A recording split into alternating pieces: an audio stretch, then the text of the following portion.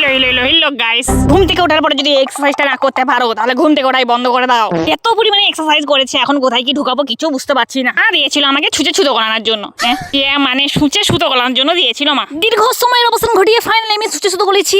পরে আমি চলে গেছিলাম সোজা টিফিন কারি নিয়ে র্যাম্প ওয়াক করতে। আমি যাবো এখন দোকান দুধ নিয়ে যাওয়ার আগে আমি হালকায় সালকায় বালটা সেট করে নিচ্ছিলাম। বাল সেট করতে করতে দুধটা ছলাৎ করে কখন গিয়ে পকাত করে পড়ে গেছে। না যদি এখন আমার মা দেখতে পায় আমাকে টুম টেড়াও দেবে। তাই জন্য আমি ওখান থেকে পকাত করে পালিয়ে আসছি যাতে আমাকে দেখতে পাই। ওখান থেকে পকাত করে বেরোনোর পরে সোজা আমি ল্যান্ড করেছি দোকানে। একদিন আমাদের এখানে রাতে খুব ঝড় বৃষ্টি হয়েছিল। ওই ঝড় বৃষ্টিতে আমার সাইকেলটা সারা রাত বৃষ্টিতে ভিজেছে গাইস। সেই কারণে সাইকেলটা সকালে আমাকেই ভিজিয়ে দিয়েছে। মানে এমন ভাবে আমি ভিজেছি লোকে দেখলে ভাবে আমি হিচু করে দিয়েছি। স্কিপ করে তারপর আমরা চলে গেছিলাম ডিরেক্ট খেতে।